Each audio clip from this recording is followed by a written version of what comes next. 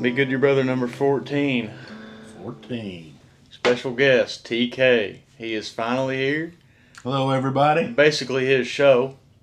His idea, almost. Kind of his idea. He's been a supporter from the beginning. I don't know what that is. Mason's been sitting in here. Yeah, but on Mason. number 14. No significant events have happened. This week, Nothing at all this week, right? Since we last met. Yeah. Same old. Gabe's been running, and I've been working, and... It's like Groundhog Day. Later. All right, good episode. In all seriousness, Gabe graduated this morning with his bachelor's degree. He's going to go back Congratulations. one more year and finish out a master's. It's a pretty big time. I was wedded this week. That was stressful as all get out, but None got hitched. I'm thrilled. I don't have to worry about it. The rest of my hair can fall out, and I ain't got to worry about it. It's all good. Well, we're going to start with this. Tom, you'll introduce yourself? Yeah. Yeah, I'd love to. So, Tom Kirby. I'm Jacob's dad.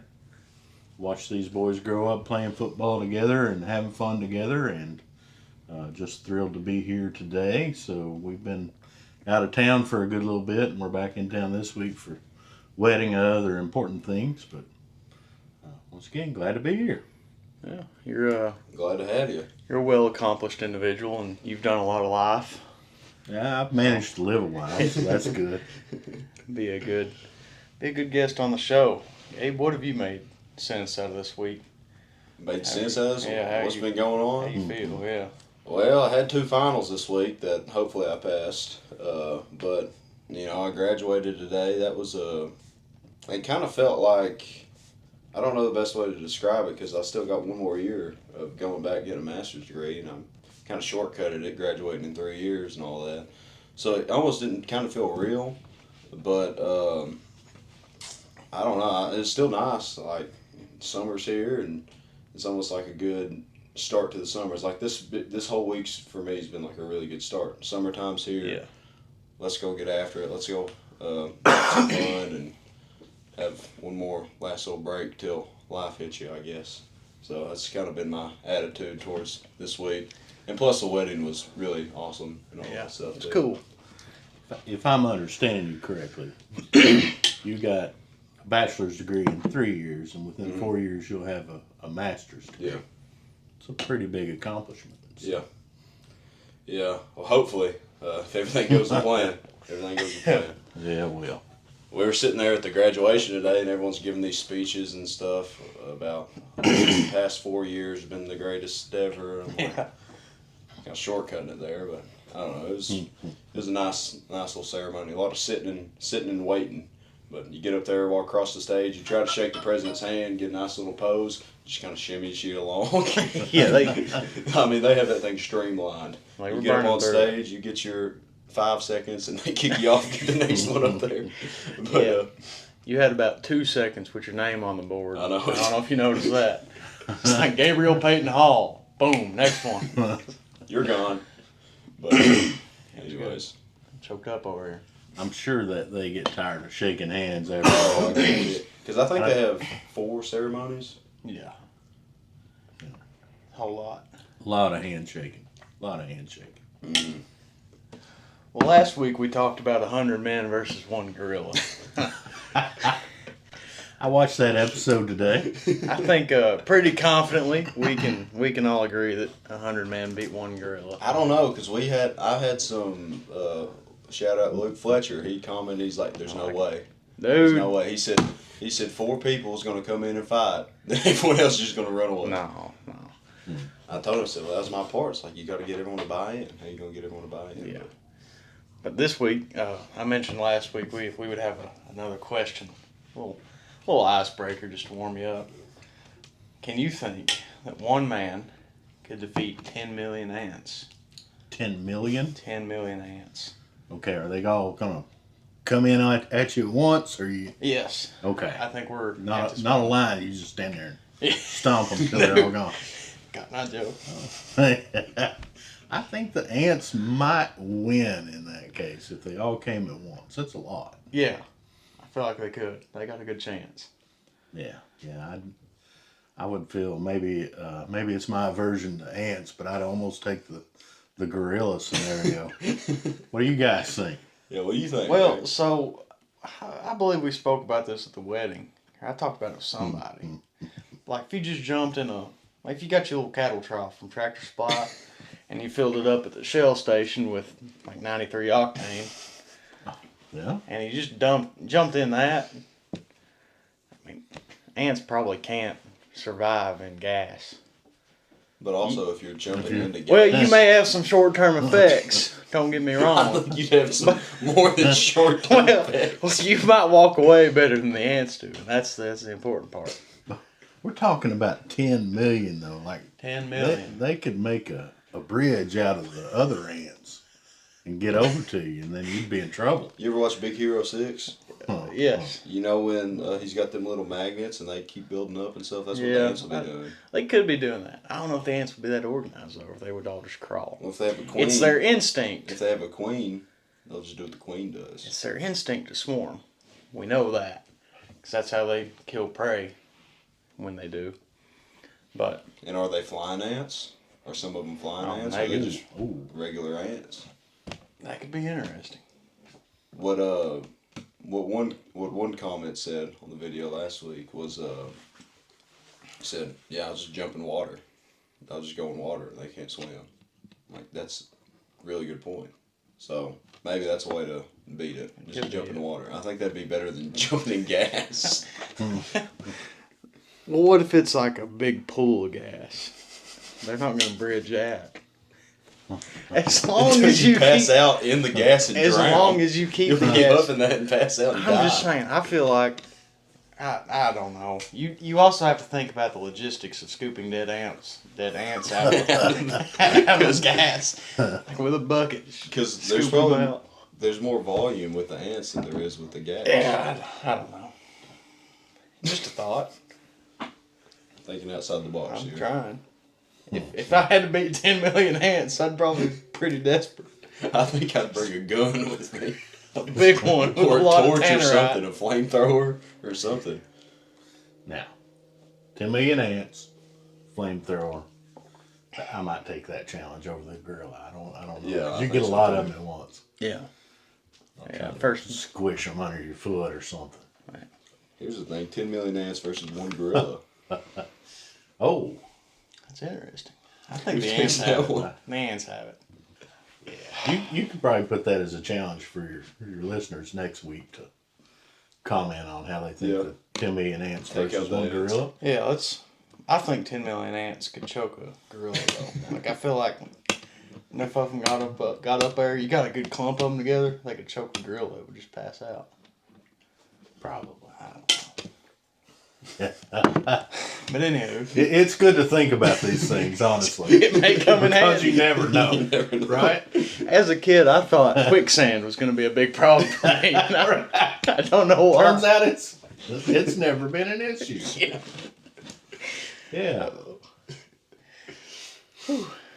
Anywho, Anywho, need to You, put that uh, on a shirt. I Speaking don't of know where I would shirts, start. Yeah, shirts. Speaking of shirts, we should have them in on the 21st. We'll start dishing them out to whoever ordered one, and yeah, thanks for buying them. We had a good little turnout for it, so appreciate that. I'll be representing from Colorado. There we go. Be sweet. Speaking of Colorado, I think that's what I want to get into first. Let's do All it. right. You have recently gone through quite the change in scenery, and you moved from little old Eastern Kentucky all the way out to Colorado Springs. And I just kind of wanted some key takeaways, be it positive or negative, that you've gotten out of said move. Well, there's a lot to dive into there, so Yeah. we can just jump right in.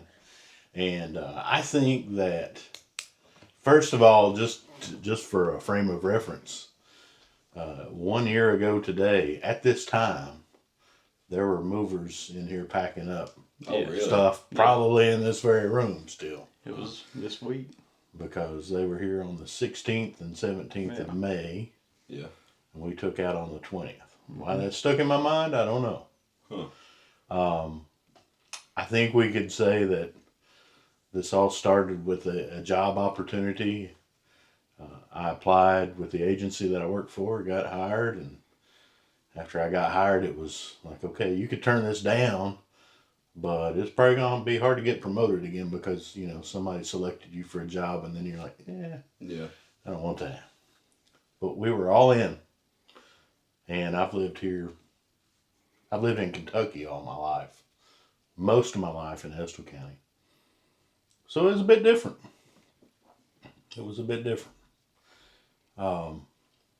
Didn't know how it was going to work. I've got 4 kids, as you know. 2 went with. 2 decided they were staying here. And I didn't know how that was going to work. So it was a lot of faith and a lot of trust. I didn't go into this without a little prayerful consideration and without thinking the impact that it would have on you guys and me. I also kept my options open because, you know, this house is still here. I could sneak away if need be, but it really, a lot of things came together that made it the perfect time in our life to try to do this move. And as you know, because you drove your mom's car out, we're out there in Colorado Springs and just kind of living in Airbnbs until we got our house and got everything set up. So what do I think of the move? It's been really positive for me over the past year. And I think it's been good for you guys too, because you and Raina have proved that not only can you survive, but you can thrive and do well on your own. Haley's doing well. Mason and Gracie are doing well. Gracie picked up some dance moves. She got out there the other night. I didn't know she could do that. You know, so she's really came out of her shell. And then I think just for your mother and I, shout out to Ed. That was Ed. Shout out Eddie. Big shout out to Eddie. But for your mother and I, it was kind of a good opportunity for us to have a little bit of a new chapter. As far as getting to explore and do new things. I've always loved being out west and being in the mountains, and it was just a good opportunity for me. So the downside, as you know, when I get to see you guys and then I have to say goodbye, it's a little tough sometimes. It's a little tough. But it's getting easier, and I think because I don't think we've lost anything in our connections, in our relationship. I think in a lot of ways we've grown a lot, all of us, in the past year. So I'm thankful for that. I don't know if I answered your question or not. I think you or did. If you had another angle. I do want to say that one thing I've really learned the past year is to not get caught up in the hurt of being away from someone you love, but to be grateful for the memories that you have with them. That has been like a recurring theme, because maybe 4 weeks out of the year I'm with you all. Right. And we all, every time we're together, we sit around and talk about all kinds of funny stuff Mom's done. Your mother's a funny woman. And we've got a lot of great memories, and I'm really grateful for them. But Yeah. And then positives and negatives for you, I have to ask. it's been a lot of the same. It's been, to be honest, I was looking at from last year, I was thinking like 5 to 10 years before I would ever move out. Well, I guess whenever you all weren't moving, because it was last December, or the previous December. December that 23. was, yeah. Yep. So before that, I was on like a 5 to 10 year plan of moving out. And Well, we sped that up a little bit, didn't we? Dad's like, You turned out just fine, so it's all good. but I really was on that long term of a plan, because it's housing's rough. I wasn't going to be graduating for another 3 years at the time, and a lot of challenges. But it definitely accelerated my growth, I think. I did drop out of school. So, but I don't regret anything I've done thus far. I'm sure that could change one day. I do want to finish my associates at least. Just kind of whenever that happens. Didn't you already finish 2 years though? I did finish 2 years, but I don't meet all the required classes because of their scheduling. Yeah. I'm not worried about getting sponsored by EKU, so I'll say it. Yeah. EKU's kind of rough on a boy. Allison Banks has given us some advice on EKU that I won't tell here. But they will take every advantage to squeeze another penny out of you. Yep. But Absolutely. Now, the offer's still on the table, and everybody in the world can see this, so I can say, y'all come out if you want to. We'll find a spot for you. Yeah. We got room at the house.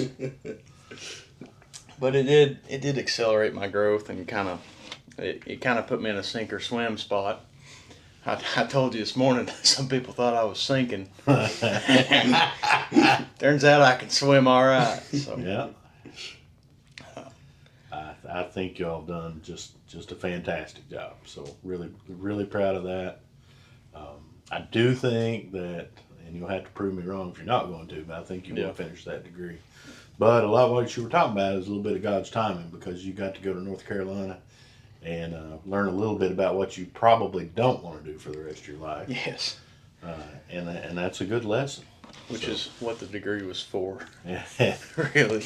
I mean, most of it. A man with an experience is not at the mercy of a man that's got an opinion. So you learned something valuable. Yeah. Well, I know over this past year, I've seen you grow a lot, and just having kind of just making choices on your own. It's like, well, this is how I feel. This is what I'm going to do, and I'm just going to go get after it. And so, that's been cool to see, and just kind of your personal growth. It's like, well, I don't like what I'm doing here.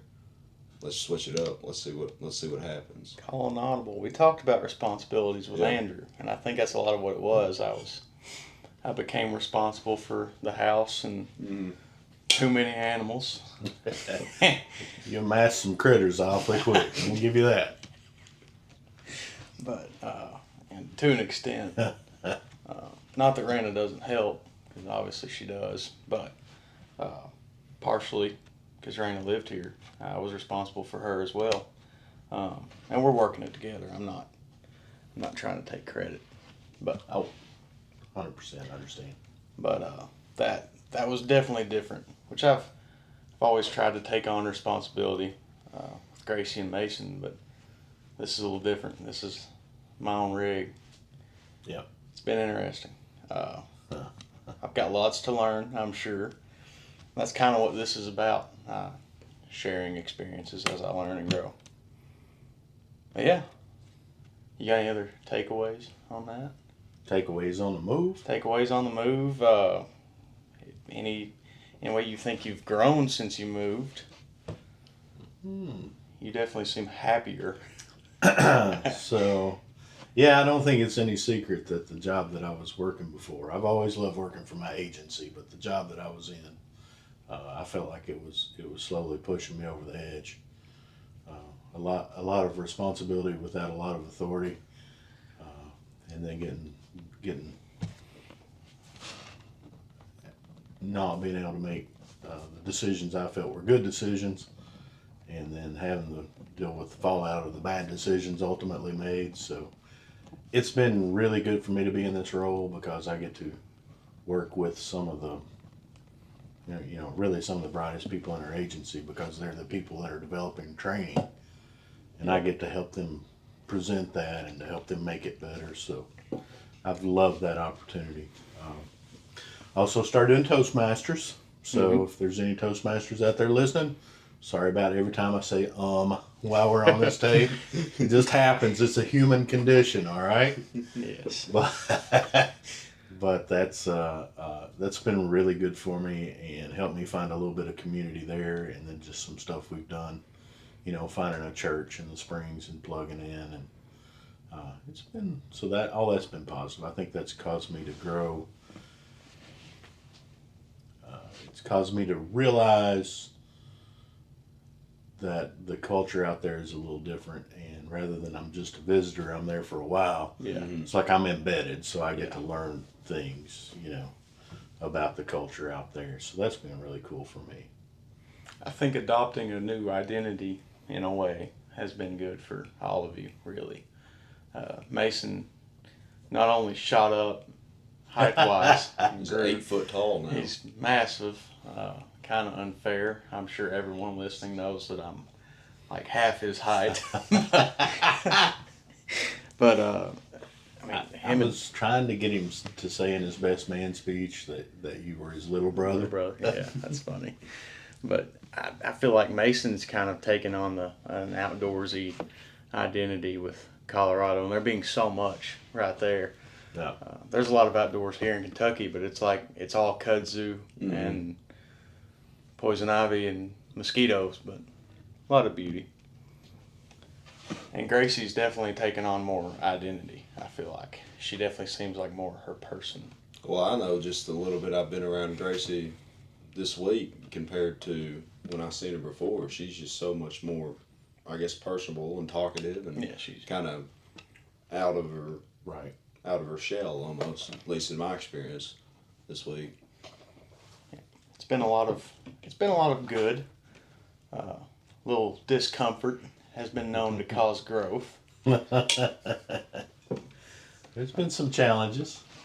And I don't want to speak for you, but you did tell me that there was something you wanted to announce. I'll let you do that whenever.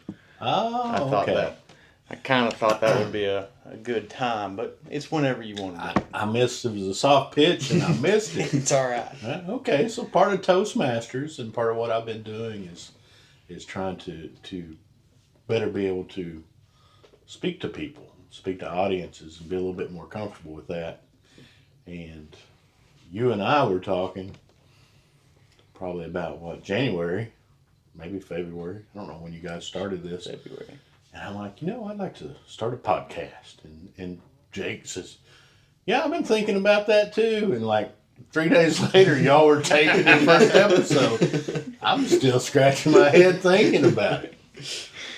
So yeah, I've connected with some ideas, and we'll be launching Roots and Wings podcast in July. So July. Stand by. Yeah. Roots and Hold me Wings. to it. I had to July. set a deadline so I'd make it happen. Yeah. Roots and Wings. Roots and Wings. I I'm like that name. super excited for it. I like that name. Yeah, so it kind of ties into the experience of moving, Uh-huh. halfway across the country when you've never left your home before. So I've got some, my grandparents' house is down there, and much like your family, my parents, I can see their house from here. And, so having those deep-seated roots, but still being able to grow and explore, and there's nothing at all wrong with staying in Irvine, Kentucky your whole life. A lot of people do it, and that's good. But if you have opportunities and you have an opportunity for experience that you want that's somewhere else, to be able to go do that, it kind of ties into the whole having roots and still having the wings. And that's something that your mother and I always wanted for all the kids, is not to be afraid to try something new. And I think for the most part, you guys are really growing into that well. Same thing, I couldn't really preach it if I wasn't willing to do it too. So Yes. the rubber hit the road, and we really want to be able to talk about, just like you guys are self-help. I think a successful podcast is when somebody sends you a message and they say, you said something that hit me or inspired me, and I appreciate that. You're helping other people. So would like to help people with kind of in the same way. a little bit of a different take on it, but in a lot of ways not. So, yeah, Roots and Wings. We're Very coming. interesting. I'm excited for it. July is going to be really exciting. I'll be giving you feedback. Give me feedback. TK hits us with feedback consistently. You know, if just like a coach yelling at you, if they didn't care about you, they wouldn't yell. Yeah. I'm not a yeller, but I always try to tell you things that I like, and if I've got ideas of something, maybe it's an opportunity to get better, I'll try to throw that out there. Yeah, I probably need to lean in here. I don't know. Are we good? Let's take a pee break real quick. Maybe some production issues. Hey, break. Pee break. We'll be. Where were we? Actually. I was going to ask you, what is What is it? Toastmasters? Toastmasters. Taskmaster's a Marvel character. Sorry. Are we started back now? Yeah, we're good. Oh, okay. We're recording. We're Yeah, good. it's All right. We're. We kind of flow into it. I didn't see like the. Yeah. I didn't know to start. So Toastmasters has been around for over 100 years now, but it basically started out as a group of somebody trying to teach younger people to speak and present, but it found utility like worldwide because everybody wants to be a better communicator. Mm-hmm. So they teach you a lot of tools and tricks, and you get the opportunity to make prepared speeches, and then you also get to the opportunity to do like impromptu speeches. So Okay. we meet once a week. We meet about an hour and a half. There is a Zoom link if you ever want to join in. We set you up. You can join us in Colorado Springs. Be cool. There used to be some in Madison County. I don't know if they're still here or Yeah. not. But it is a really good tool. I recommend it. Honestly, I think it may not show up on this video, but I feel like it's made me a better speaker just in the few months that I've been doing it. They teach you little tricks. Is it an too. in-person thing? It is. Okay. You can do in person or online. In person seems to be a lot more meaningful. to Yeah. me. Well, that's anything in person more meaningful. Yes. And then you take, as I said, just in a few months I've been in there, Mm-hmm. you see people come in and they won't even speak the first meeting, like to introduce themselves. And then 2 or 3 months in, they're getting up, they give their first speech, they realize they're actually not going to die Yeah. when they talk in front of people, and then they start to find some joy in it. And then once you do that, you can really kick in and grow. So, plug for Toastmasters International if you want to sponsor anybody. Be good to your brother would be a good start. There we go. I'll There take we it. go. I'll take it. We'll we definitely get into some. Communicating is such a good tool to have. It is. Because I was sitting in graduation today. There was a guy to the left of me. There was a girl to the right. And the guy to my left, I said, "Hey, what's going on? What's your name?"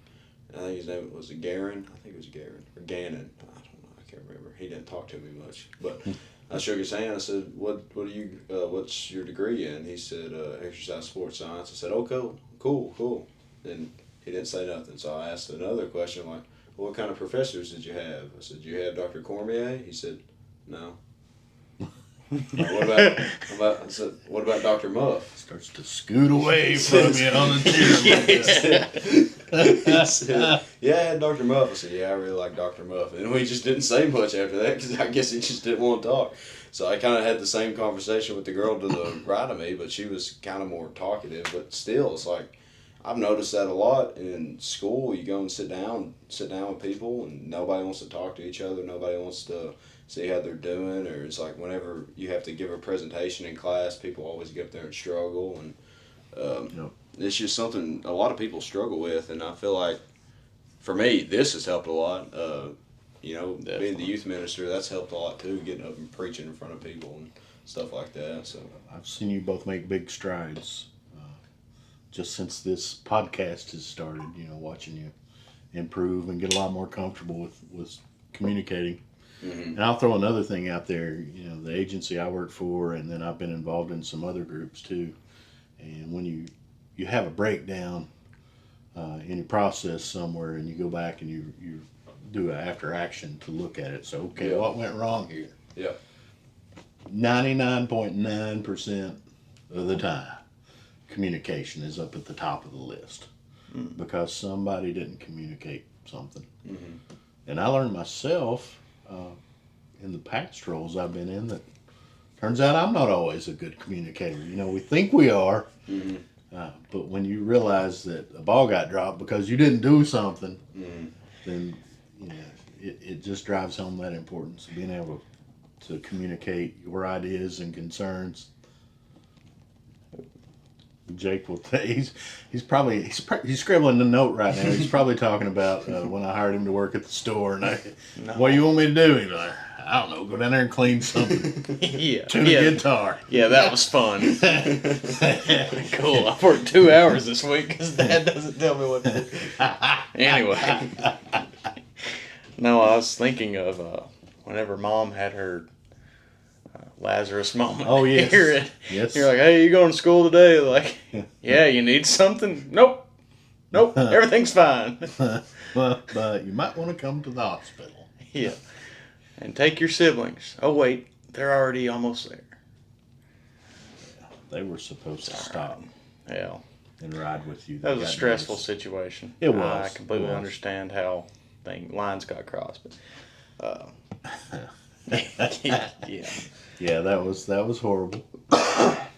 I guess we should probably elaborate a little bit just so the listening audience gets, you know. About 2 years ago now, your mama said about dying one day. So she woke me up. She's like, can you take the kids to school? Which she never asked.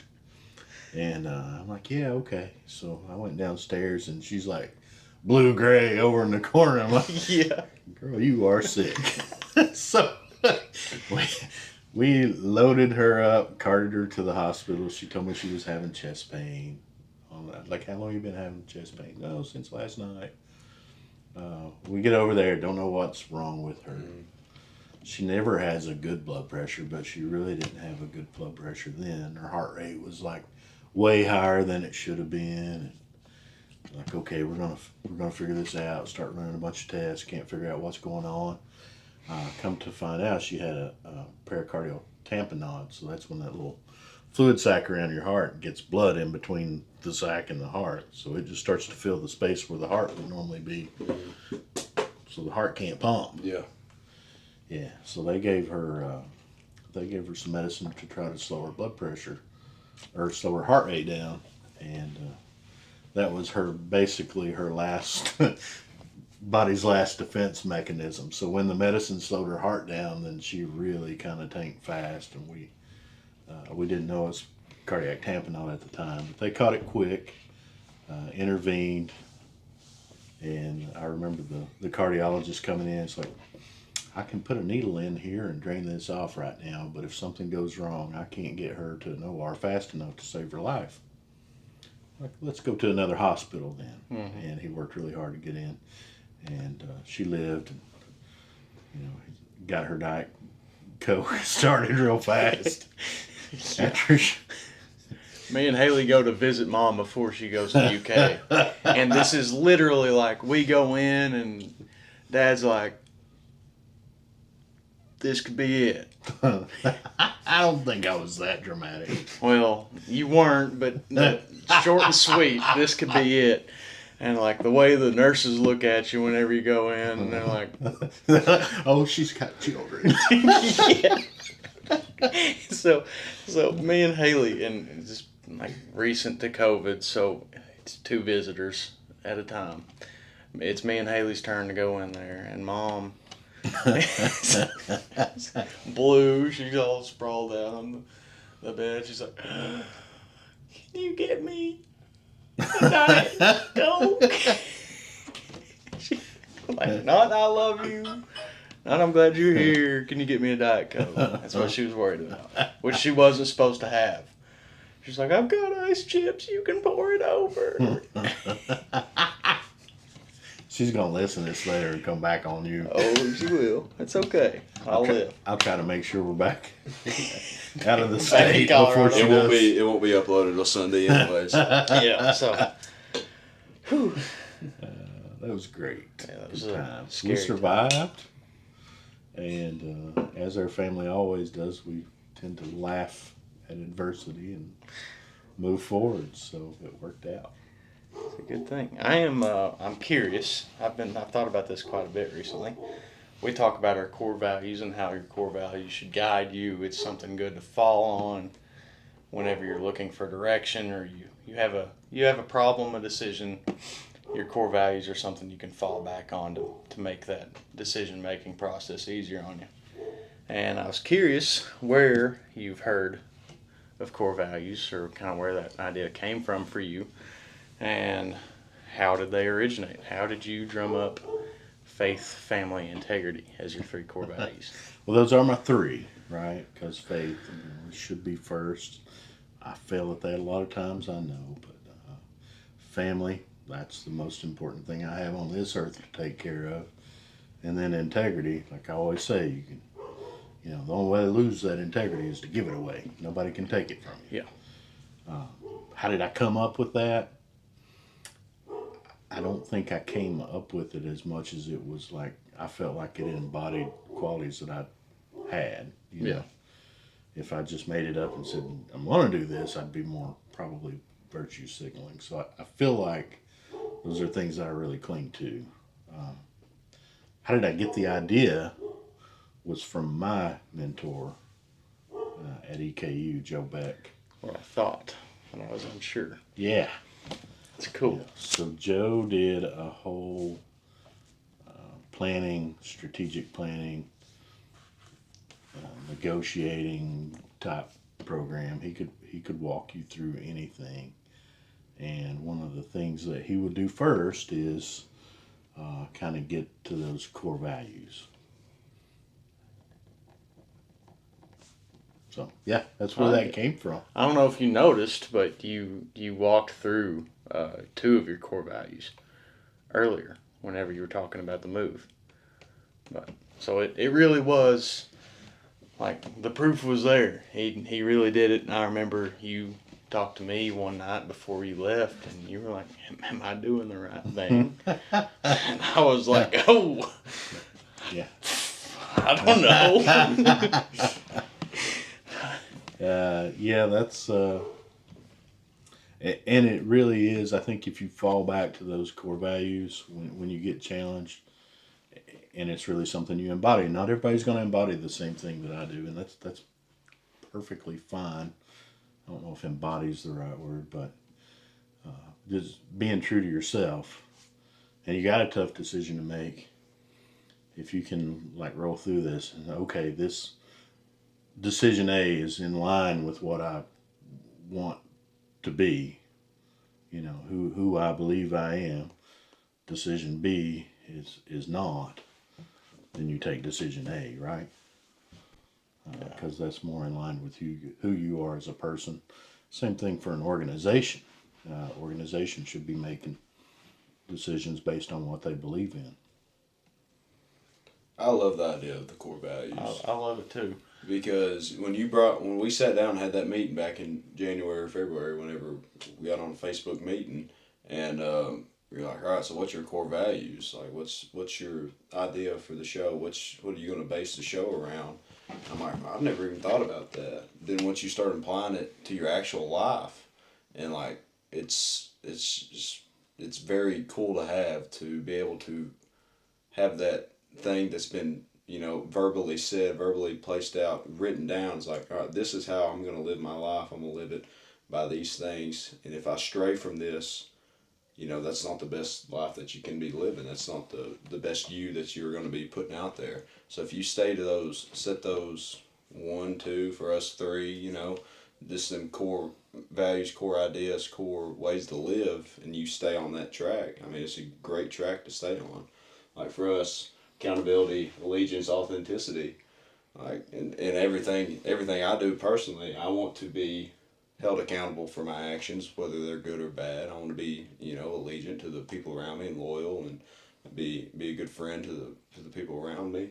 And I want to be authentic. I want to be the same person to you as I am to you, as I am to the guy that I've never met walking down the street. Right. So, and that's something I've personally struggled with before, is changing up the way that I am around different people.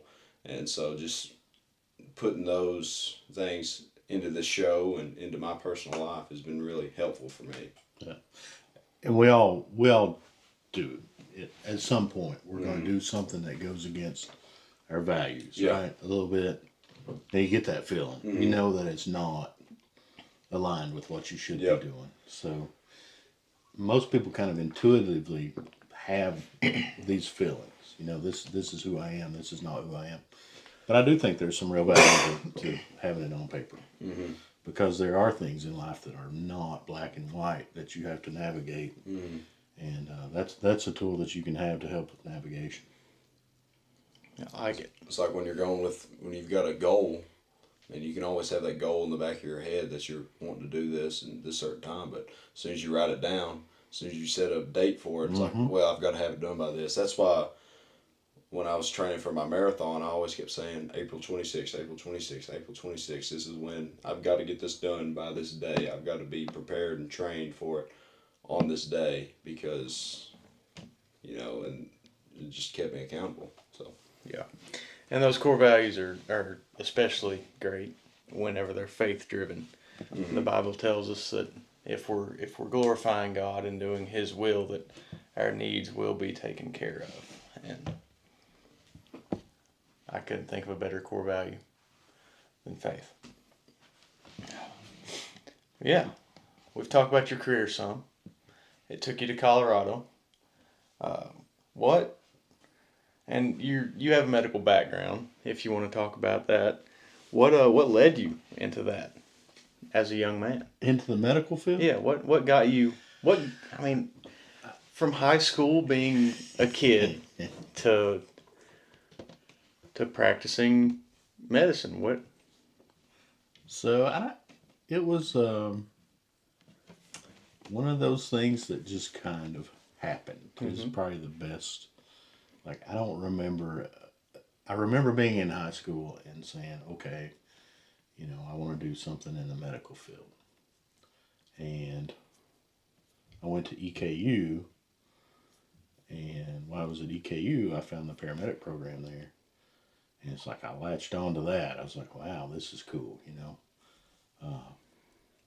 handling emergency situations, lights and sirens, and doing it. And yeah, it is maybe a young man's game, at least in my case, because I got out of it after a few years and went back to school.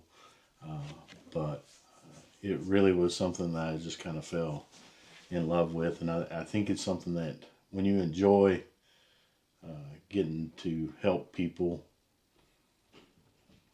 at a moment maybe of their greatest need and getting ready to help somebody through that, it just had a lot of appeal for me. And then I also enjoyed the medical science part of it too. Yeah. So I think that's how it happened. And I'm a bit, for a guy that talks about planning and having strategy and 5 and 10 year goals. I mean, the truth is, throughout my life, I could have never seen it at 20 years. I could never see the 50 plus year old me today and even imagine a tenth of the things that have happened in my life. So, and we'll go right back to the Bible. The Bible says, the words a lamp unto your feet and a light unto your path, right? Doesn't say it illuminates the whole thing. Yeah. We can't see what's around the corner, but we can see enough to get us to the next step. And so I've kind of learned later in life, like I plan for things, like hoping to retire someday. It's a conversation me and your dad had this weekend too. We were talking over a few things. It was pretty fun, and I love getting a chance to catch up with him. Yeah. We spent a lot of time philosophizing about life on the sidelines of practice fields of football. I lost my thought. Oh, I've learned not to. I plan for things like retirement. Yeah. But I'm kind of learning to keep my options open too, and realize it's probably not going to be what I think it's going to be. But it's all been good so far. I'll say that. Yeah. It's a scary thought, being a 20-year-old and not knowing a tenth of what I've got coming, and it does scare me. But I've got trust and faith that it'll work out. Absolutely. You got anything there? You got anything you want to add about sports management? What What led you there? Well, it was just kind of one of them things, like you said. It's like just kind of latched on to it. I went into going into college. I'm like, well, I'm gonna go into engineering. I'm gonna go into engineering. Then I'm like, I just kind of didn't feel like that fit me, and I told Dad. I said, I'm gonna switch. We go to orientation or whatever. I just don't want to do it. I'm like, well, let me. And Hayden McIntosh is actually the one that told me about the sports management program. He's in it right now. I'm like, well, let me just go do that then. I mean, it sounds fun, and I guess I enjoyed it enough to go back and get a master's in sports administration and be a GA in the sports management program. So, but it's been, I guess, the past 3 years of college. It's been a ride, to say the least, and it just kind of feels like the next step into something that I don't know what it is. Yeah. You know, if that makes any sense. It's like people's always ask me, well, what are you gonna do? What are you gonna do? Like Hudson even asked me, well, you got to find a job now. I'm like, I don't know. It's like I've got my job for next year. Yeah. You know, so but it's just finding. I love the analogy you said with the light. I've never heard it put that way. The lamp or the word is light feet lamp to your path, or shoot, what is it? I probably said it wrong too. No, you said it. You said it right. Lamp to your feet, light to your path. But it doesn't illuminate the whole thing. I've never heard it said that way. That's really cool perspective on that. But you know, if you just fall back on the word, fall back into your faith, and fall back into God, and you know, He's gonna lead you in the right direction that you need to be going. And so that's always what I'm trying to fall back on. It's like, well, I don't know where I'm going. I'm gonna do the best I can at whatever I'm doing at the moment, and hope for the best. I've always enjoyed your ability to just roll with it, just go with the flow, and Yeah. I'm excited to see what you do. You've crossed a milestone today. Crazy that you did in 3 years. Oh yeah. But well, I mean, there was I know 2 other people that I went to school with that, you know, graduated today too, and went to high school with that graduated in 3 years. I think we got set up. This is like that whole group of Miss Wynn's class. We got set up pretty well from 4th grade on. we really did. Because, you know, them 2 kids were in Miss Wynn's class in 4th grade. And it's just we kind of got set aside for whatever reason. I don't know what it was, but we got set aside in 4th grade, and everybody in that class, I can think back of, and 90% of them, probably 100% of them are doing very well right now with just whatever they're doing, whatever they're pursuing in. And that's just crazy how they just set They really us did. 30 kids aside. They really did. It's crazy to think about. Because I remember sitting at graduation, and I was an antisocial kid, so I didn't even try to go out of those 30 kids. Yeah. Football was my only exposure Yeah. to other people. And like at lunch, I hung out with the people I knew. So graduation day, I was sitting next to people that I'd never seen in my whole life. And I was like, I go to school with them. am I in the right room? Same gown. Must be at the right spot. But yeah, it was weird.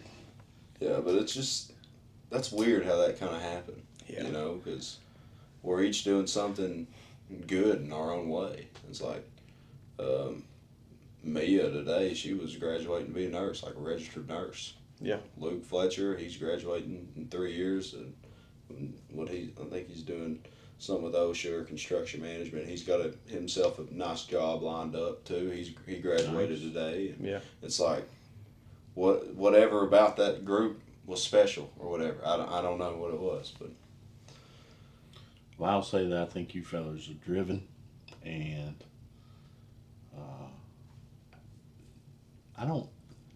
I have to ask, did something change in your life a couple years ago? I know you've talked about the changes you've made physically. yeah. But like literally watching you and driving him forward to take, be good to your brother and get this off the ground. It's like, you're kind of fearless, and he is too. Yeah. And it's really been so remarkable to watch. And I just want to know, did something happen? I know something physically happened, Yeah. but mentally, what drove that change in you? Well, I don't know that's if a you've- good I question. don't know if you've talked about this yet on air. I haven't, but man, that's a good question. Interview. Nothing like It's there too was, deep. there was no Interviewee to interviewer. there was no like traumatic thing that happened to me, like my dog didn't die or something like that. Nothing like real traumatic happened. But it got to the point I looked in the mirror and I just didn't like what I saw. Didn't like what I saw physically. Didn't like what I saw, emotionally, spiritually, and just I'm like, something's got to change, and I got to do something about it. And I started taking church more seriously. Started taking, just school more. I was a freshman in college at the time. Started taking school a little bit more seriously, because what I was doing in high school, it wasn't getting by in college. You kind of actually had to put a little bit more effort into it. Still not a lot, but a little bit more effort into it. But Saw some impressive stuff today, actually. but you go. It's just the challenge, the mental challenge it takes to actually go and lose the weight is that it was more of a mental thing than a physical thing, because it's just that discipline that you have to constantly have on yourself of just to go and do to better yourself every day. It was a hard thing for me to get control of when I first started, and I think that just kind of came around with the mentality. It's like, well, I just kind of had a switch of mentality. It's like, well, I'm just going to go do what I want now. I go get after and go after what I want, and just not really letting other outside things affect how I want to live my life, affect how I want to do things. It's like, you came to me and it's like, hey, you want to do a podcast? I'm like, let's just do it. I mean, because It was crazy. for me, I personally always wanted to either start a YouTube channel and just post videos or post this and that, and I've dabbled with it before, and nothing as serious as this, and nothing as in depth as this, and much effort that goes into this. But I'm like, because then I'm like, well, what does this person think about me when they see me post online? What does this person think about me when they see me have this opinion or that opinion, or just say this or say that, and how I'm living and stuff? And I'm like, I don't even know that person. I don't have a great connection with them. They're not my circle. They're not one of my closest friends. What's their opinion? Why does that impact the way that I feel? Why is that going to impact the way that I live my life? And it just kind of, that mentality kind of switched for me. Is just like, well, who cares what they think? I want to do what I want to do. I want to do what I think is best for me, and what I think is best for the people around me. So the best thing that I feel like I can help other people with. So I'm like, well, let's just sit down and do it, So then you always have the David Goggins TikToks. And it's like, who's going to carry the boats and the logs? And you always have that plan in the back of your head. It's like, Yeah. You gotta be tough, and like, it's like, well, if you're not doing it, who else is? You're the only one doing it. No one else is doing what you're doing, and just kind of that mentality. And I don't know, it was just, I guess, maturing and just kind of growing up a little bit, and getting to where I want to be. I guess I'm still not where I want to be, because I think Matthew McConaughey said it pretty good in one of his Oscar speeches or whatever. Hollywood, they say whatever, but he said, I don't want to be. He said, someone asked him, who's your mentor? Who's the person you strive to be? Who's the person you look forward to be? He said, well, me 10 years in the future. He said, I'll never be able to meet that person, but I always want to strive to be that person. Hopefully me in 10 years is a lot better version of myself than I am right now. So I think just always doing whatever it is today, if I can better myself today to be a better person tomorrow, well, if I messed up today, let me do better tomorrow, you know. So that's kind of the mindset that I've kind of attained over the past few years. And it's funny, once I quit losing weight, once I got to the maintenance part of it, that mindset's kind of went away. Because, well, you don't have to, especially after this marathon, because over the past few weeks, is that I haven't been running as much. I haven't had nothing to train for. You know, I don't have really a goal set right now. So it's kind of been stagnant. It's like, I don't know, there's nothing really pushing me right now. So I feel like I had that pressure. It's like, I need to lose this weight to be the better me. So that was that pressure pushing me forward. And it's like, but now, over the past few months or whatever, I don't know if I feel stagnant or, I don't know. It's interesting thoughts, but yeah, I just kind of had that mindset switch. It's like, well, I need to be more disciplined. I need to just go get what I want and not care what other people think about me anyways. You talked about a mentality change of not worrying about what other people thought of you. And I feel like that's a big identifier of maturity. Whenever you start worrying about what you're doing and not worrying about what other people think, I think that's whenever you're going to start to see a lot more success in what you're doing, and a lot more like self-confidence and trusting yourself, because you're doing what you got to do and you're going to make it work for you. Nobody can take that away from you. Yeah. That's a good question. Yeah. I hope that was a good answer. I think that was a good answer. Yeah. I liked it. But it's definitely a notable change, I think, from knowing you as I knew you before. It's like, and I'm not sure if Gabe 2 years ago would have jumped right into a podcast like this. Maybe he would have. Probably wouldn't have. But pretty fantastic. What kind of advice would you give to your younger self that was coming out of high school looking for something to do? Coming out of high school looking for someone to do. Something to do. What did I say? Someone Don't worry to about do. it. I said that. Cut. Cut that out. It's all right. Yeah. So I think, for one, I'm just going to say it. Both of you are way more disciplined at your age than I was. Way more. I don't know. I did give an umbrella out the window to Caleb today in a moving car. No, you didn't. I wasn't driving.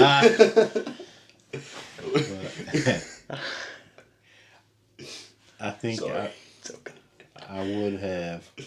I had opportunities that I could have taken,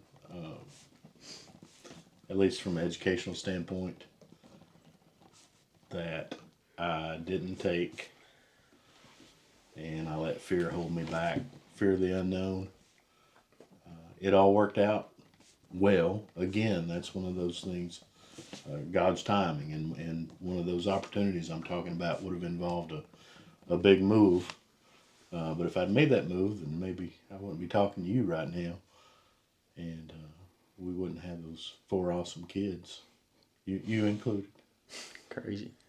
And then Raina. It's like You could have had like an athletic son or something. Nah. As I say, we're built to last. We're not built for speed. It's the way the Kirbys are put together.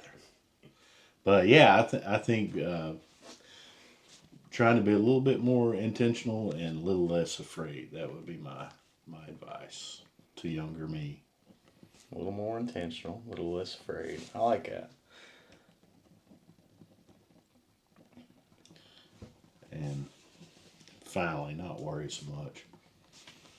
Not worry so much. So, kind of the flip side of that. Sorry, I'm trying to write and recall my other notes at the same time.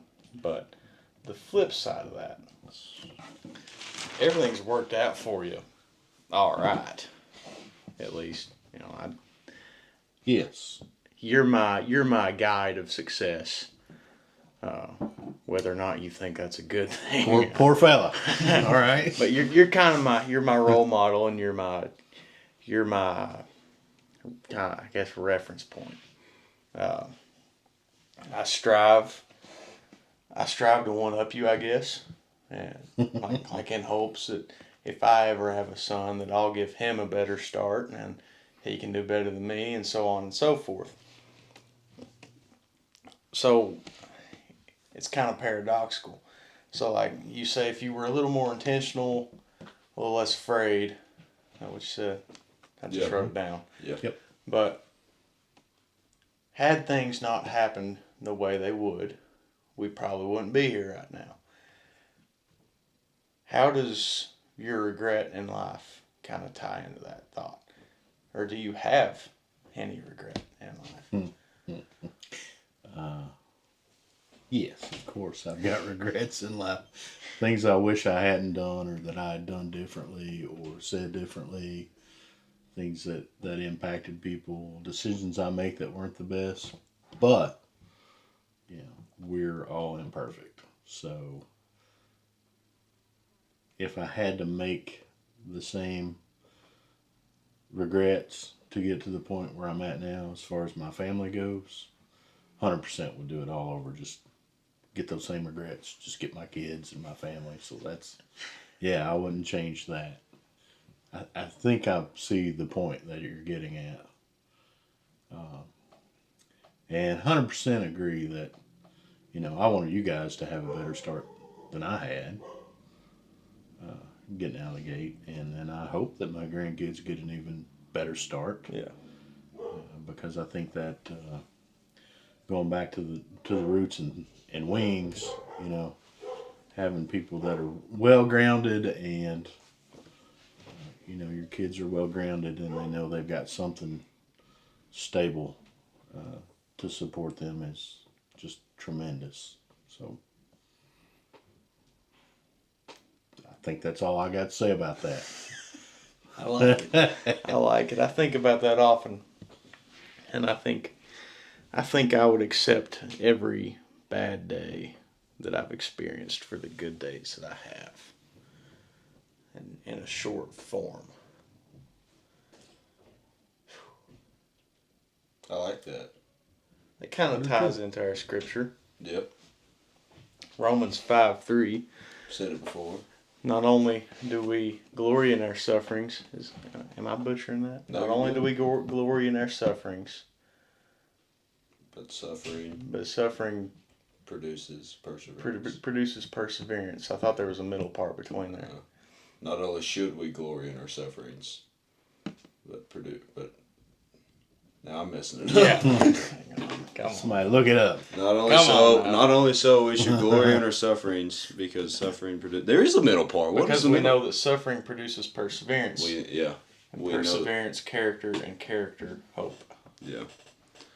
Put that on the back of the shirt for the marathon. Yeah. It's 5-3. What sufferings have formed you? I feel like I might be getting into repeat action here. Yeah. Well, I've been married for how? No, I'm just kidding. You'll learn. What sufferings? Yeah. Trying to think of how to answer that without going too deep. I think that I've carried probably some psychological suffering around for a while that has helped shape me. It's helped be like part of who I am. So I need to acknowledge that, right? And it's been, and part of it goes back to my younger working career. It goes back to some things that happened that I can't change. Nobody can change, but it's a lived experience. So just learning to embrace that and taking from that, learning about how precious and yet fragile life can be. I think that's helped shape me a lot. other suffering. I think just, working towards a goal. I was kind of talk about finishing school in 3 years. I was a little bit of the eternal colonel. I went to EKU. Loved EKU, by the way. So if y'all want to sponsor, Roots and Wings, come on. Come on. Not us. EKU's great, though. He lined your y'all's pockets pretty well. Yeah.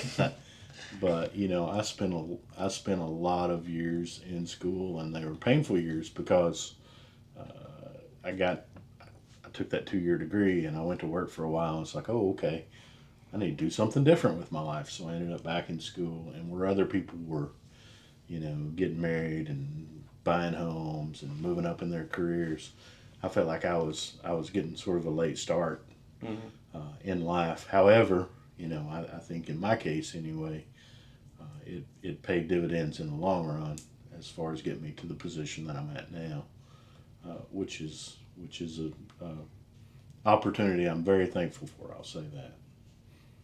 Did that answer your question? Yeah, that's well. It's kind of funny. Like, I've been thinking about doing this episode since we started. Be good to your brother. And like every time I've thought about it, I've been trying to think of like what are good questions to ask Dad.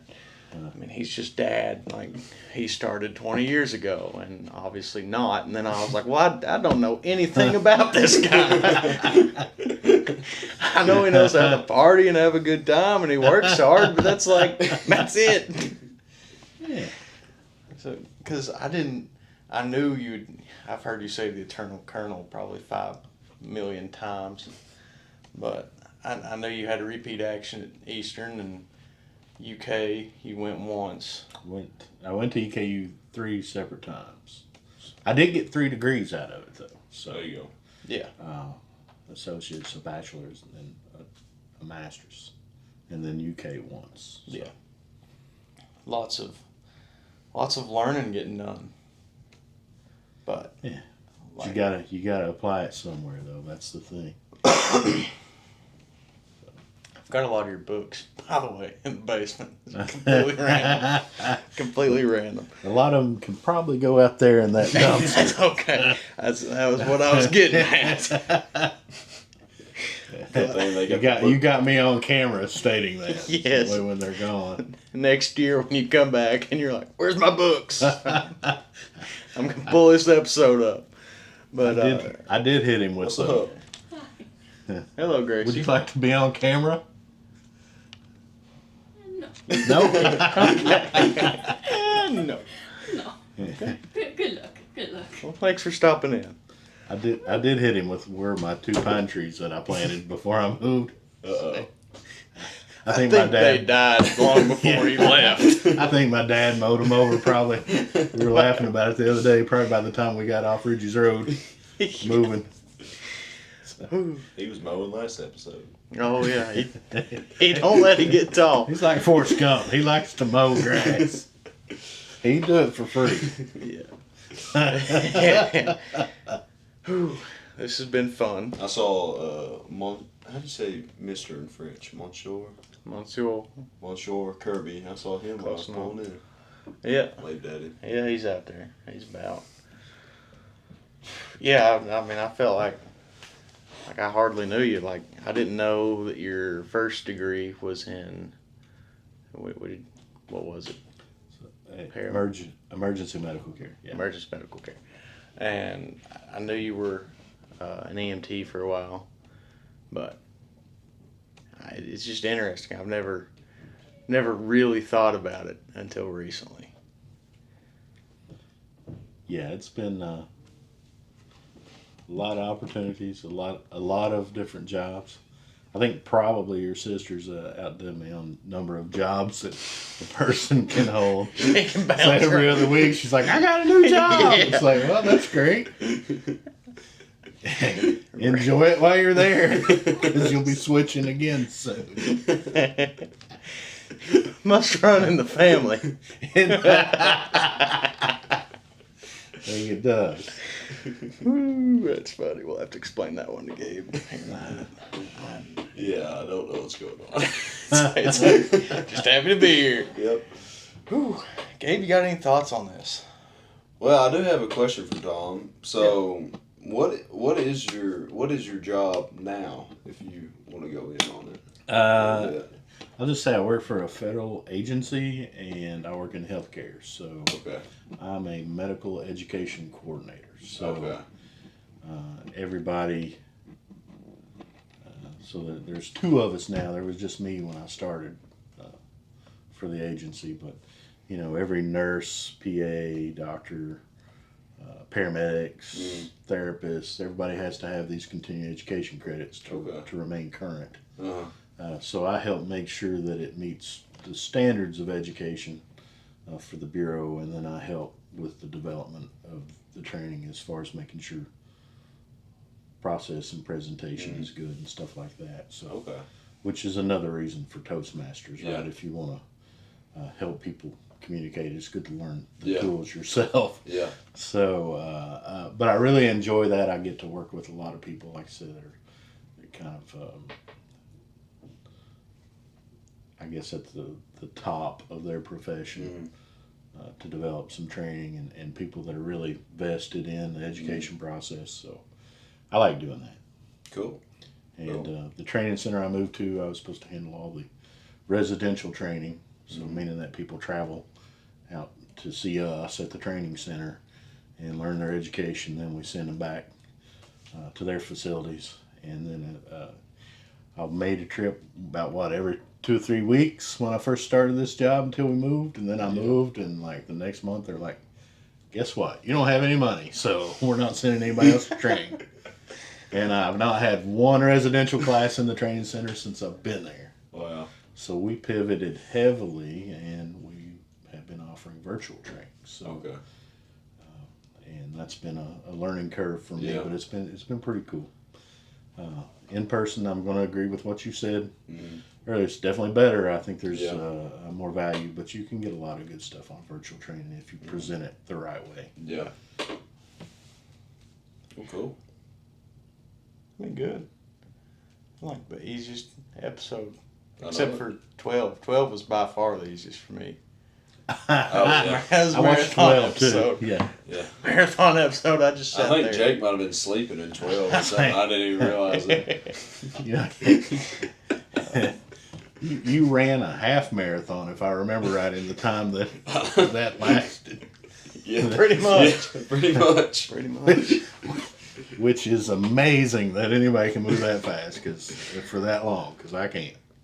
Yeah, it's it took a lot of work getting to that point and persevering through that. I thought it was neat though. I don't know if you caught it in the graduation ceremony today. That guy was William or whoever, the one guy that was talking. He got up there and he was talking about perseverance a lot too. Yes. And how, which I thought that was cool because I felt like I could relate to that a little bit. I'm sure everyone perseveres through different things in different ways, but I don't know. I guess that was kind of a cool topic. So, well, that kind of hit me pretty cool. It's like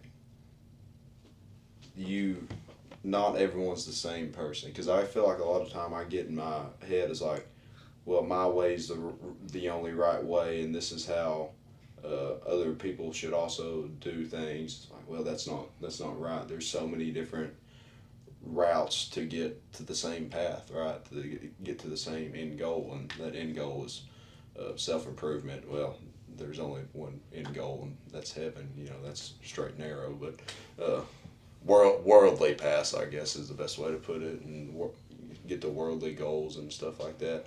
But I just thought that was neat, because like it kind of was an eye opener for me. It's like, well, my personal experience with self-discipline and perseverance, it might be different from the person sitting next to me, you know, but they also were able to get through that and persevere through their own challenges and stuff too. So I think that was a cool way to acknowledge that, for, you know, a lot of people struggle in different aspects, and a lot of people handle different things different ways, and it's just kind of a neat reminder. It's like, well, everyone struggles differently, but they all work through it. You know, Right. everyone has the ability to work through it. So I thought that was neat.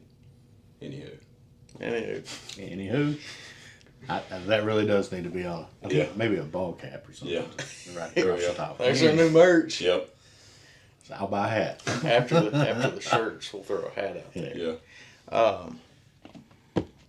This is kind of like a closing question. If we're ready to think about closing, I don't know. How long have we been going? A little over an hour 15, an hour wow. 20. Yeah, we can keep going though. I'm fine with whatever. If we want to keep going, I'm we like, can. you got a whole lot of thoughts here. These are, I mean, we've hit on all this. This is thoughts from the questions. I got you. There's our scripture that we hit. We hit this. We hit this. This is the first time I've gone to a second page. I know. I noticed that. Those are more expanding thoughts. expanding thoughts and stuff that I felt was noteworthy. Something that's going to come back to haunt me, isn't it? It might. It might. Do you have any other Well, I questions? got a question. You mentioned Roots and Wings earlier. You know, you're planning to start that in July. Do you kind of want to expand on what that's going to be about? Or, well, I know you kind of went on it a little bit, but what kind of topics are you going to be talking about on there? So, I think, and this is still evolving some, but Yeah. one thing is interviewing people just like you all do, but really get their perspective on, like you say, everybody's different. Mm-hmm. So, you know, how did this person, I've already got a couple people in mind that have, you know, changed location or occupation or made big changes in their life, that I can talk about how they got from where they were to where they ended up in life. And hopefully that'll be inspiration for somebody else and encouragement, because if there's one thing that Joe Beck, my mentor at EKU, if there's one thing that he taught me, is that he loved the underdog story as much as I do. And I love to see people beat odds. So anything I can do to, you know, perhaps share value-based decision making with an audience. Mm-hmm. At the same time, I'm getting other people's story. Mm-hmm. Share how to take that, those values, into like a mission statement, or, you know, a vision statement that people can use kind of as their mantra, just like you were talking about Romans 5:3. Yeah. And using that as a mantra to get you through something difficult, you know, just giving people tools like that they can use for success. So we're going to take a swing at it, and we're going to see what's happening. And I'm sure I'll have you two on as guests sometimes if you'll oblige. Love to. And I think alongside that, would it be premature to throw down the challenge of where we might like to film an episode of Be Good to Your Brother this summer? I mean, I've got dates in my calendar ready for it. We've got dates in the calendar. I think I know where you're headed. Do you want to tell the world right now? I don't know. Are you wanting to do Be Good to Your Brother? We can do both. We can do both. We could do both up there. The only thing I'm worried about is the noise. I don't know how busy it is at the top. Because Not very. Me and Raina failed because I was too cheap to give myself a full day. I was like, we can get up there in 3 hours. So, I have to leave. All right. well, I'm open to it. Manitou Incline. Manitou Incline. It Let's is. It's in Manitou Springs, Colorado. Yeah. It's like 0.83 miles, but It's straight up. it's straight up. Straight up. Oh, 0.8. 0.8. You said 8 miles. Yeah, Golly. Gabe's sitting there like 0.8 miles. I thought you said 8 miles. I'm still cold at 0.8 miles. Yeah. But it's stairs, bro. And That'll be fun. it's fairly intense, and the elevation, if you're not used to it, Oh, yeah. we'll get to you a little bit because the air's a little thinner up there. Yeah. I'm going to wear like 5 masks and get on the Stairmaster. Yeah. Probably pass out at Richmond Athletic Club. So, and I got a guy in mind who climbs usually every day, sometimes twice a day. Crazy. And he's came through. You talk about coming from a past and making a transformation. This guy's done it, and I feel like he would be an interesting person to speak to and interview. Mm-hmm. Mason and I met him. We struggled up to the top one morning for sunrise, which is I recommend. That's what we should shoot for. Yeah. Okay. And he was up the top, and he's like, "Yeah, made it up doing 100 push-ups." I was like, "I made it up, and I'm hoping to get back down." Hopefully, I can at least roll down. I'm excited for this trip. We I can- think it'll be fun. We yeah, can we're open gonna- it up. Challenge is on. We'll do it. We'll do it. Me and Gabe versus TK and MK. We racing? No. Y'all feel free. Me and Mason will race. The Me and that guy will I'll race. race. We'll meet him. We'll race up there. first time, he might give you a run for your I money. bet he would. He does it every day. I guarantee you would. There's some big hitters. out Really? there. They got a board, and it's like people that did it 500-600 times in a year. Really? Oh yeah. Buddy. Huh. Most times in a day. There was whenever me and Raina went, there was a guy, and he's all happy like "Morning, bro," passing everybody up. He just going right up the steps. And he comes right back down. I was like, Yes. wait a minute, you went up there and now you're down there. And then I get 2/3 of the way up. Coming back? Yeah, pass me. I was out of breath by the time I got to the bottom of the stairs because there's that little hill you got to walk up. So those people, I kind of wanted to spit on them when they go running by me, going back down. It's like, how dare you? Yeah. Yeah, it's tough. That's going to be a fun challenge. Yeah. That may be like we may do a special edition vlog episode. Yeah. We're definitely going to do some TikToks out there for travel purposes. Yes. Travel purposes. I think that would be wise. Mm-hmm. And that would be it'd be a lot of fun. It'd be a Yeah. lot of fun to do that. Yeah. Don't let me carry the camera because I might collapse on the way up. It's all right. Don't want It's Euroscopical or something, so Yeah, stay still. I don't know the it'll right be word square. for it. Even if it's looking up. We haven't even talked about you this much. Man, What happened Tuesday? Tell us about it. we ain't got to talk about little old me. I got married. I've been told congratulations. It's weird though. Everybody says sorry to Raina. Don't know what's up with that. I still haven't figured it out. Yeah, she didn't run away. No. We's locked in. About cross-threaded. Out across there. About cross-threaded. Cross-threaded. That's one of my favorite job site things. Somebody's getting mad at somebody. They're like, "Me and you's fixing to be cross-threaded." I love it. But no, we got married. Farmer Andrew, he married us. He performed the wedding, and Andrew was awesome. Like, I will forever be in debt to Andrew because he killed it. He made my wedding day so easy. Yeah, he was good. Yeah. Mm-hmm. He was good. He showed up. He was a guest. Which episode was it? Number 5? Yeah. So yeah, it was. He's a good dude. I enjoyed speaking with him and having him there. I don't want to steal your thunder. Well, you got married. Well, the caterer So- was late. That was really the only hitch. I left early. I started walking back like after the wedding. I walked away way early. And present you Mr. and Mrs. And I was Jake already Kirby. They're already gone. I was in the car waiting to go And you home. can talk to them when you get through that door because they're in there somewhere.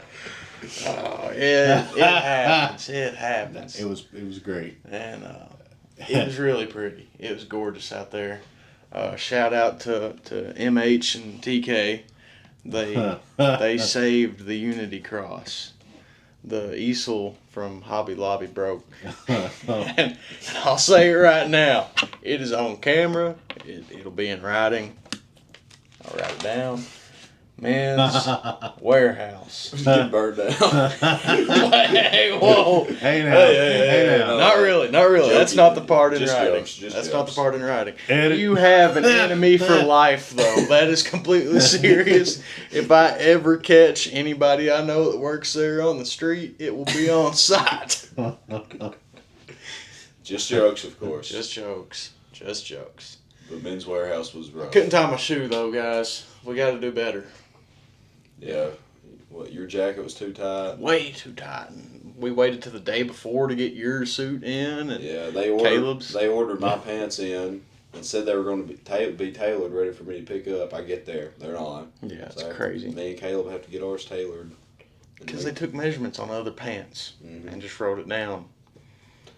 It was a big old mess, and they Yeah. never called. They never called, said they were ready. Mm-hmm. And it was just big old mess. But Big anyways, mess. we got it done. Then we went and got belts. I thought you were going to buy every belt in the section. Yeah, Gabe's.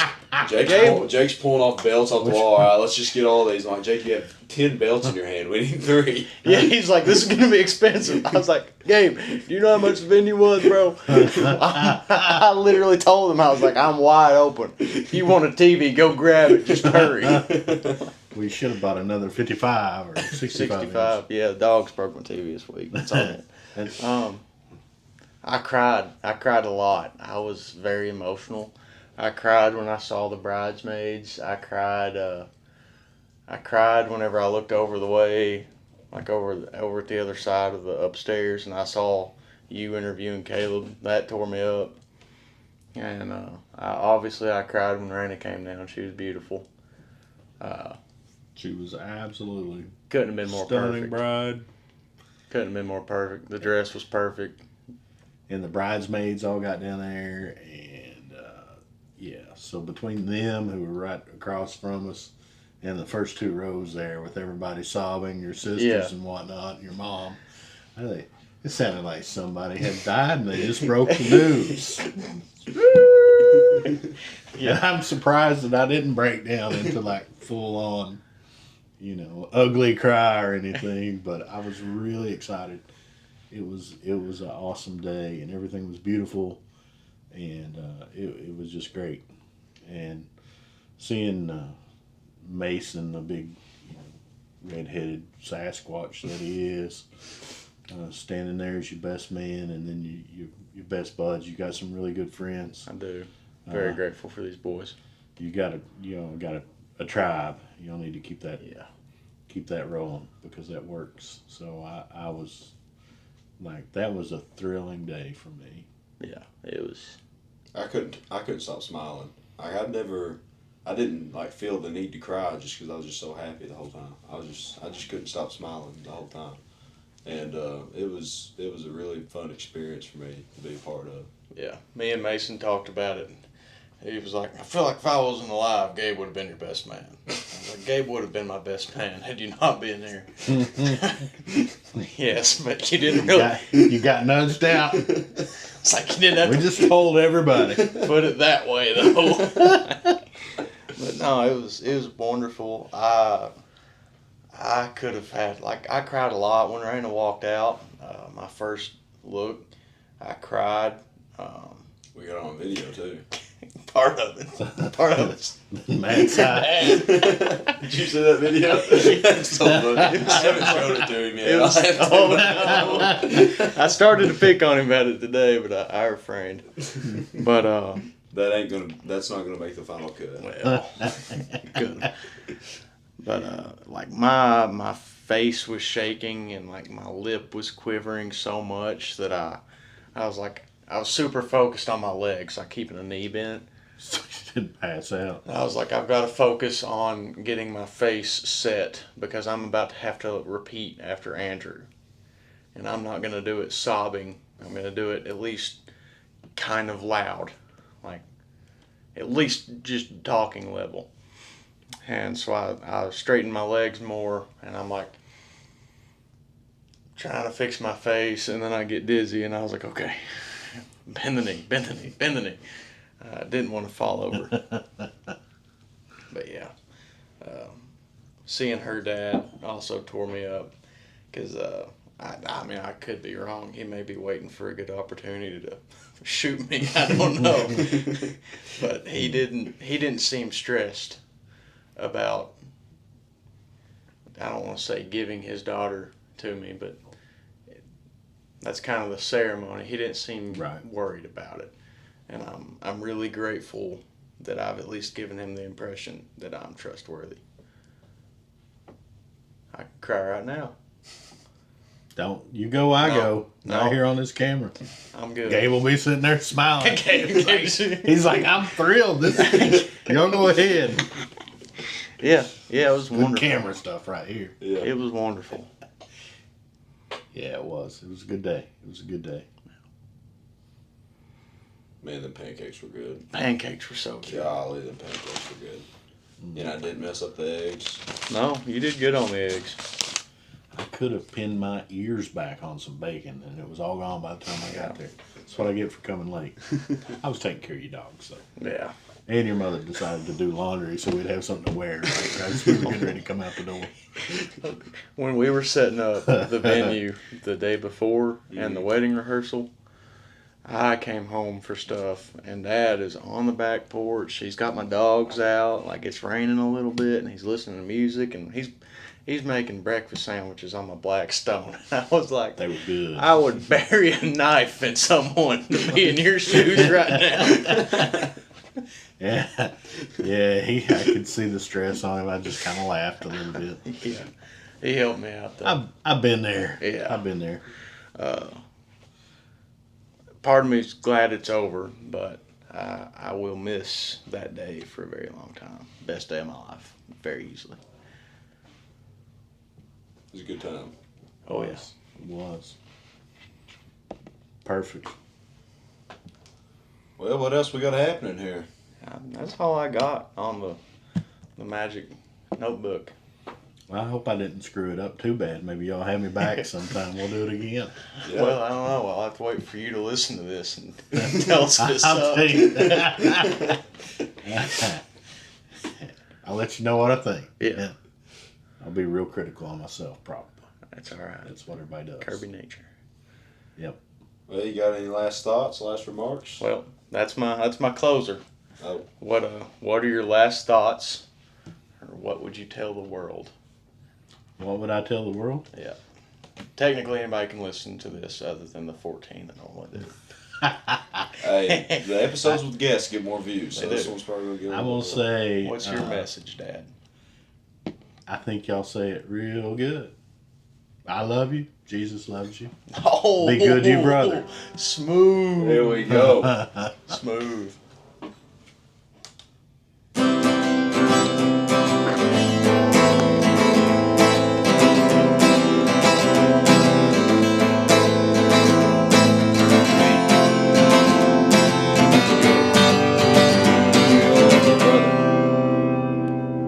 All right, guys. Woo! Thanks for listening to us. We love you. Jesus loves you. Be good to your brother.